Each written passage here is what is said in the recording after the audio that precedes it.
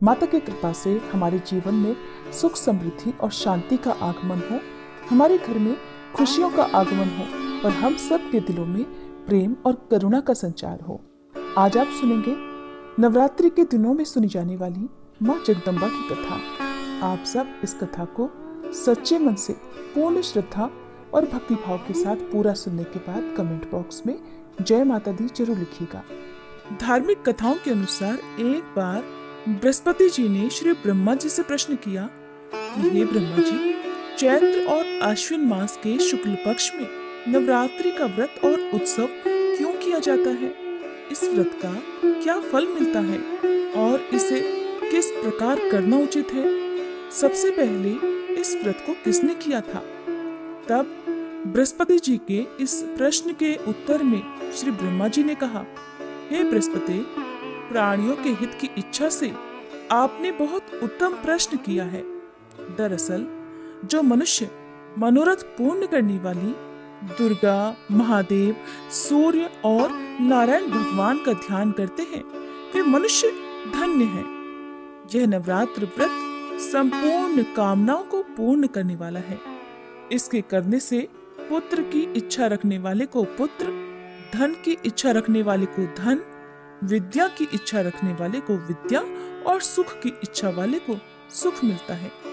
इस व्रत को करने से रोगी मनुष्य का रोग दूर हो जाता है, मनुष्य की सारी परेशानियां दूर हो जाती हैं और घर में सुख और समृद्धि में वृद्धि होती है। पांचजन को पुत्र मिलता है, सभी पापों से मुक्ति मिल जाती है और मन के मनोरथ भी सिद्ध हो जाते हैं। श्री ब्रह्मा जी के अनुसार जो मनुष्य इस नवरात्र व्रत को नहीं करता उसे जीवन में अनेकों दुख भोगने पड़ते हैं और वह कष्ट और रोग से पीड़ित होकर अंगहीनता को प्राप्त होता है।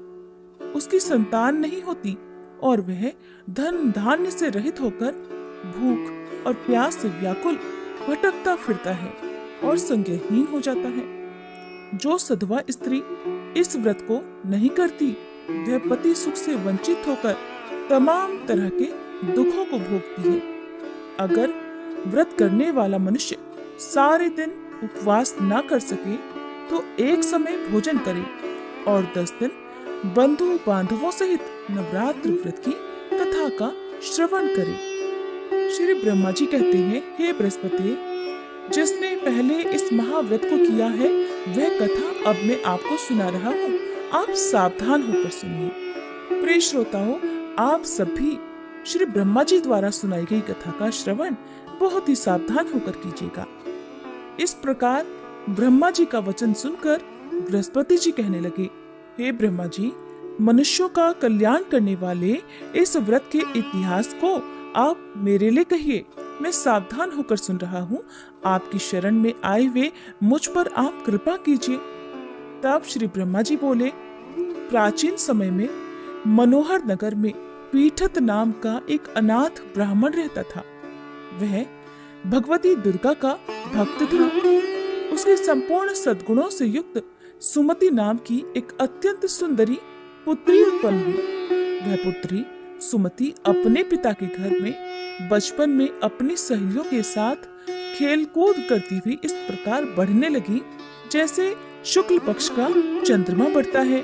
उसका पिता हर दिन माँ दुर्गा की पूजा करके होम किया करता और वह उस समय नियम से उस पूजा पाठ में उपस्थित रहती।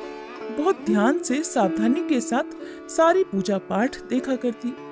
एक दिन सुमति अपनी सहेलियों के साथ खेल में लग गई और भगवती के पूजन में शामिल नहीं हुई।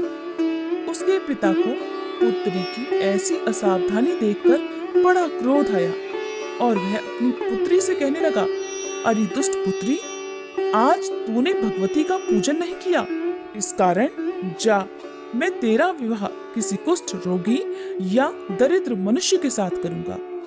पिता के ऐसे वचन सुनकर सुमति को बड़ा कष्ट पहुंचा और वह अपने पिता से कहने लगी, हे पिताजी, मैं तो आपकी पुत्री हूँ, सब तरह से आपके अधीन हूँ, जैसी आपकी इच्छा हो वैसा ही करो।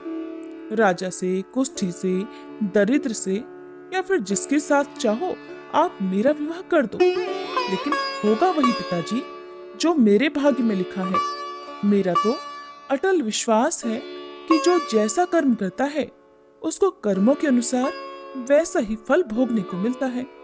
क्योंकि कर्म करना तो मनुष्यों के अधीन है, लेकिन फल देना ईश्वर के हाथ में है। जैसे अग्नि में पड़ने से तिनके आदि उसको और अधिक जला उठते हैं, इसी प्रकार कन्या के निर्भयता से भरे हुए वचन सुनकर ब्राह्मण ने क्रोधित होकर अपनी पुत्री का विवाह एक कुष्ठी के साथ कर दिया और अत्यंत क्रोधित होकर अपनी पुत्री से कहने लगा, पुत्री, अपने कर्म का फल भोगो, देखें तुम भाग्य के अधीन रहकर क्या करती हो। पिता के ऐसे कड़वे वचनों को सुनकर सुमति मन ही मन में सोचने लगी, अहो, मेरा बड़ा दुर्भाग्य है जिससे मुझे ऐसा पति मिला। इस तरह अपने दुख का विचार करती हुई वह कन्या अपने पति के साथ घोर वन में चली गई और डरावने कुशायुक्त उस भीषण वन में उन्होंने वह रात बड़े कष्ट से बिताई। उस गरीब बालिका की ऐसी दशा देखकर देवी भगवती ने उस कन्या के पूर्व पुण्य के प्रभाव से प्रकट होकर उससे कहा, हे दीन ब्राह्मणी, मैं तुझसे प्रसन्न हूँ, तुम जो चाहो सो वरदान मांग सकती हो। भगवती दुर्गा के ऐसे वचन सुनकर वह ब्राह्मण कन्या बोली, आप कौन है देवी, वह सब मुझसे कहिए। ब्राह्मण कन्या का ऐसा वचन सुनकर देवी ने कहा कि पुत्री, मैं आदि शक्ति भगवती हूँ, मैं ही ब्रह्म विद्या और सरस्वती हूँ।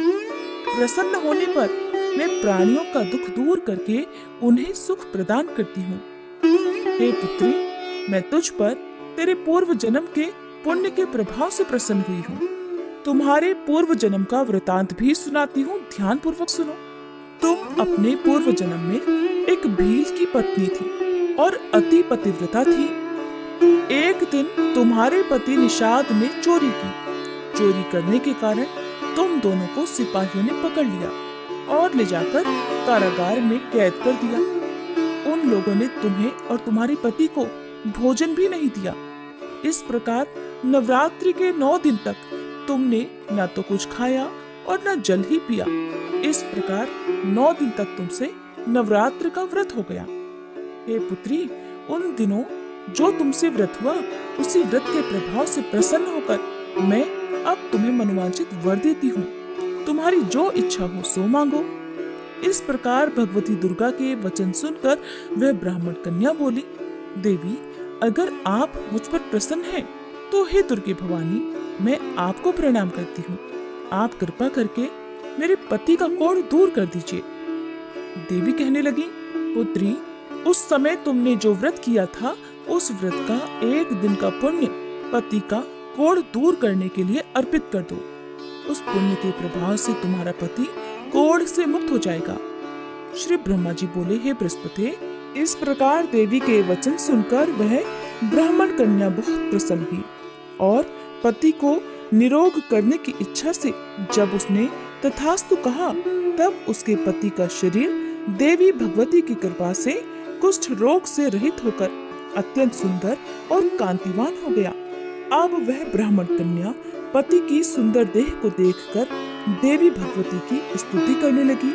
हे दुर्गे, आप दुर्गति को दूर करने वाली, तीनों लोकों का संताप हरने वाली, समस्त दुखों को दूर करने वाली, रोगी मनुष्य को निरोग करने वाली, प्रसन्न होकर मनोवांछित वर देने वाली और दुष्टों का नाश करने वाली जगत की माता हो। हे अम्बे, मुझ निरपराध अबला को मेरे पिता ने कुष्ठी मनुष्य के साथ विवाह करके घर से निकाल दिया। पिता से तिरस्कृत निर्जन वन में अब मैं विचर रही हूँ। आपने ही मेरा इस विपदा से उद्धार किया है। हे देवी, मैं आपको प्रणाम करती हूँ, आप मेरी रक्षा कीजिए।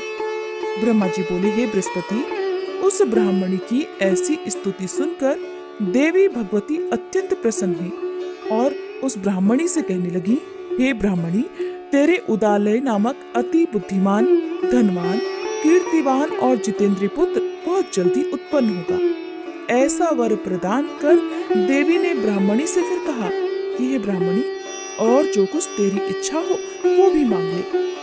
भगवती दुर्गा का ऐसा वचन सुनकर सुमति कहने लगी, हे अम्बे माँ, अगर आप मुझ पर प्रसन्न हैं तो कृपा कर मुझे नवरात्र व्रत की विधि और उसके फल का विस्तार से वर्णन कीजिए।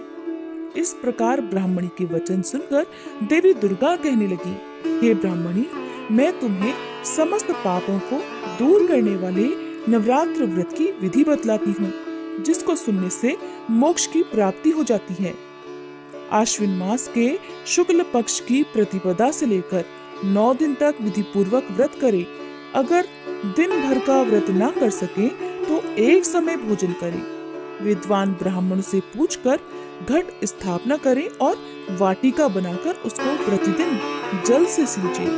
महाकाली, महालक्ष्मी और महासरस्वती देवी की मूर्तियां स्थापित कर उनकी नित्य विधि सहित पूजा करें और पुष्पों से विधि पूर्वक अर्घ दें। बिजौरा के फल से अर्घ देने से सुंदर रूप की प्राप्ति होती है।